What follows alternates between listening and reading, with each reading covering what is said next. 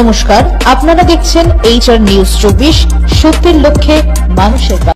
আজকে 5ই জানুয়ারি 2025 রবিবার সকাল 11টা থেকে মদনপুর আলাইপুর মনোরমা শিক্ষা নিকেতন ক্রীড়া ময়দানে ইংরাজি শুভ নববর্ষের শুভ লগ্নে মদনপুর সাইক্লিং একাডেমি আগামী দিন সমাজ ও রাষ্ট্রকে নূতন প্রজন্মের হাত ধরে আরো অনেক কিছু দেবার অঙ্গীকার নিয়ে নতুন উদ্যমে ছোট ছোট বাচ্চা ওদের এগিয়ে নিয়ে যাওয়ার লক্ষ্যে এগিয়ে চলছে।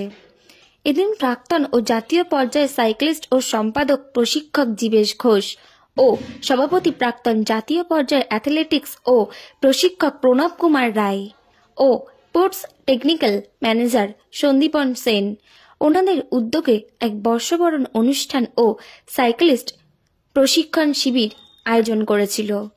এদিনের উক্ত অনুষ্ঠানে প্রথমে প্রদীপ প্রজ্বলনের মধ্যে দিয়ে উক্ত অনুষ্ঠানের শুভ উদ্বোধন করেন বর্তমান ওয়েস্ট বেঙ্গল সাইক্লিস্ট অ্যাসোসিয়েশনের সভাপতি ও প্রাক্তন আন্তর্জাতিক খ্যাত সাইক্লিস্ট মিসেস রিক্তা ধর এবং উপস্থিত ছিলেন প্রাক্তন সাইক্লিস্ট কল্লোল তলাপাত্র, আতর আলী ও আরও বিশিষ্ট ক্রীড়া ব্যক্তিত্ব ও মদনপুর ও আলাইপুর পঞ্চায়েত প্রশাসনের রঞ্জন ব্যানার্জি, তাপস সেন, জয়ন্ত মণ্ডল ও অন্যান্য আরো অনেকে এবং তাদের উপস্থিতির মধ্যে দিয়ে আজকের এই প্রশিক্ষণ শিবির চলে এবং তারা এই সাইক্লিস্ট প্রশিক্ষণ শিবিরের বিষয়ে বিভিন্ন ধরনের বক্তব্য রাখেন এবং তারা এই সাইক্লিস্ট খেলাটি ভবিষ্যতের লক্ষ্যেও আরো ভালো জায়গায় এগিয়ে নিয়ে যাবে তারা আশ্বাস দেন।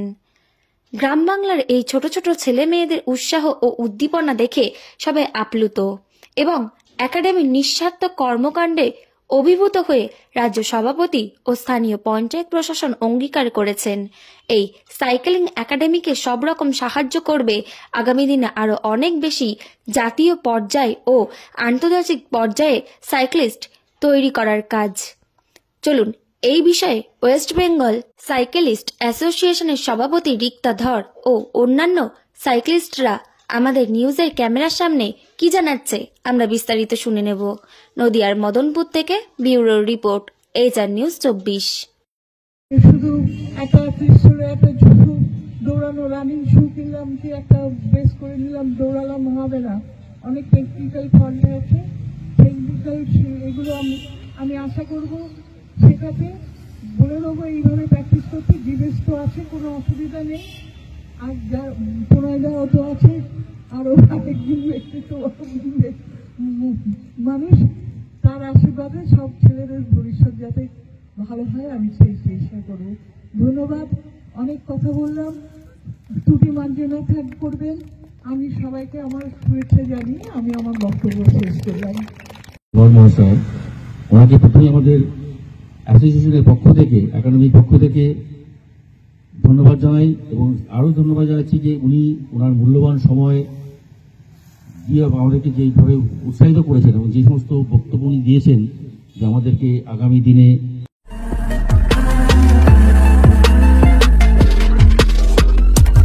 নমস্কার, আপনারা দেখছেন HR নিউজ 24, সত্যের লক্ষ্যে মানুষের পাশে।